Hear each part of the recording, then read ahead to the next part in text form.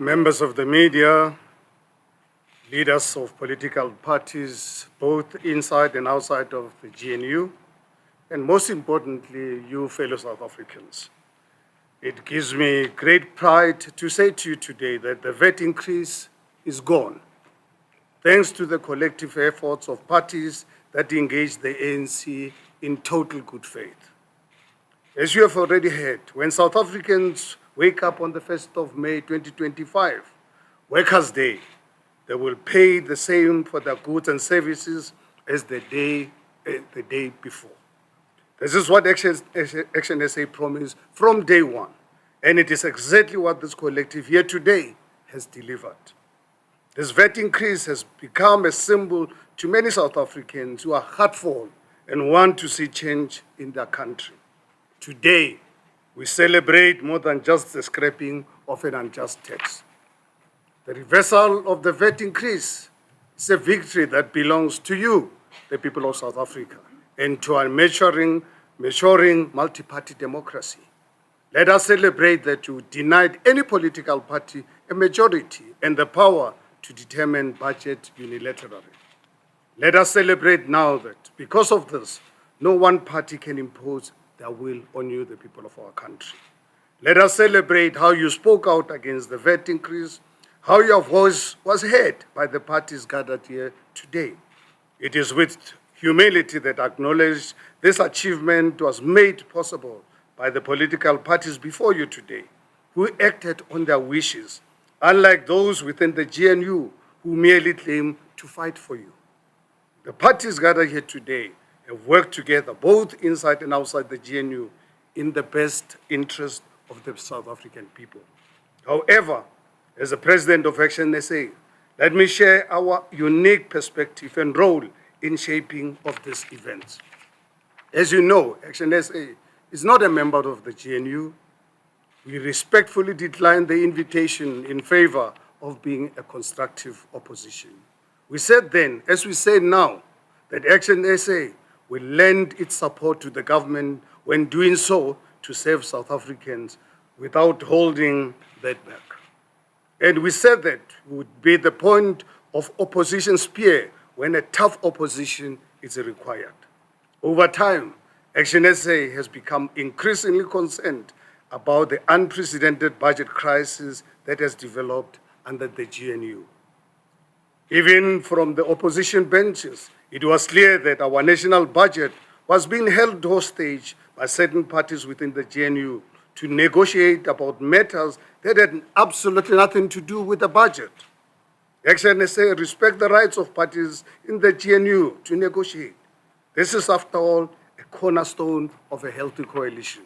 However, one thing must be made clear. At no point can South Africans or their democratic institution be asked to pay for cheap political point-scoring aspirations. As the famous African proverb says, when the elephant fights, it is the grass that suffers. The uncertainty of this budget crisis took place at a time when our markets were already reacting to tariff imposed against our country, while municipalities were meant to be consulting citizens about how budgets would be used for their service delivery. From day one, ActionSA's decision to intervene was based on resolving this crisis and removing the VAT increase and no other consideration. There have been no discussion about joining the GNU. There have been no position promised to ActionSA. There have been no position sought by ActionSA, and that's important to note. When engaged by the ANC's negotiating team, ActionSA agreed to end the budget crisis by supporting the fiscal framework in Parliament with a strict condition that the VAT increase must be removed. On this was not negotiable.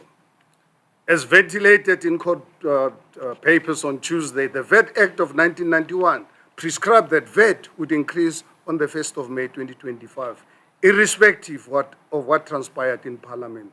This was never a dispute. Parliament effectively had two choices to avoid this. Either amend the framework as proposed by the DA, EFF, and MK. That would have set the already delayed budget back months with the imminent 1 May VAT increase. Or alternatively, pass the framework and work alongside other parties to find revenue alternatives to the 13.5 billion arising from the 0.5% VAT decrease. ActionSA chose the latter as the only pragmatic option to prevent a 1 May VAT increase, and today that decision has proven to be correct. It was our Member of Parliament, Mr. Alan Besley, who raised the condition for VAT reversal to be placed upon our support for the fiscal framework, which was ultimately adopted by Parliament. In simple terms, ActionSA rejected the budget as long as the VAT increase remained in place. Today, our position has been vindicated. Despite this, what follows was a deliberate and well-funded misinformation campaign that misled you, the South African people, falsely claiming that ActionSA supported a VAT increase. While some continued to play politics, ActionSA made extensive submissions of revenue alternatives to the finance minister and began a series of engagements with the ANC and other parties. During these engagements, both parties publicly committed to a VAT reversal before the 1st of May 2025. Today, we have witnessed that our objective has become a reality. There will be no VAT increase, not because of any court case that opportunistic parties now seek to falsely claim credit for, but because of principled, good faith negotiations grounded in substance rather than extortionist, unpatriotic, and shamelessly dishonest politicians. It is highly appropriate for me to acknowledge the ANC and the finance minister for their role in our negotiations. Our engagements were conducted in total good faith, with maturity, with the best interest of the people of the country in mind. Nobody attempted to mislead or dupe anyone else, as claimed in some media circles. There was an absolute focus on the budget and nothing else. Let me be clear, the reversal of this VAT increase was not achieved by the parties that were here in court on Tuesday.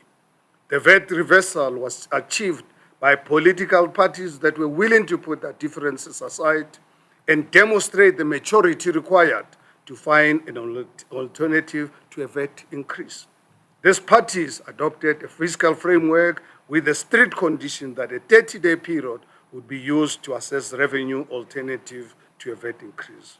During this period, we actively participated in submitting alternatives around which engagements were held to explore their viability.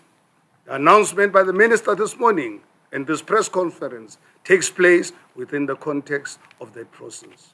It is indeed quite bizarre that opposition parties outside the GNU had to step in and negotiate what a particular political party inside the GNU preferred to pursue through the courts. What bizarre. That is a matter for the GNU to address, not a concern for ActionSA. Ultimately, the coalition future of South Africa is based upon political parties with majorities having to work together to achieve positive outcomes for the South African people. As many of you will recall, ActionSA used to adopt a position of defining itself against other parties, declaring which parties we would work and wouldn't work with. We have matured since then. We have come to realize that in a world of coalition politics, ActionSA must be willing to work with the political parties that can best serve the South African people. Look no further for the benefits of this approach than in our capital city of Tshwane, where Dr. Nasipi Moya and the multi-party coalition government she leads are turning a city that has failed over many years. Look no further than the fact that VAT will not increase on the 1st of May. We made this commitment and we have delivered on it. The reality is that ActionSA has achieved more with its 6 seats outside the GNU than much larger parties that have achieved while fighting their own government at the expense of the South African people. Ladies and gentlemen, many of you will know that my grandfather played a critical role and significant role in my upbringing following the death of my father when I was just 2 years old. You have likely heard me share this many times, how he taught me to listen what people say, but to trust what they actually do.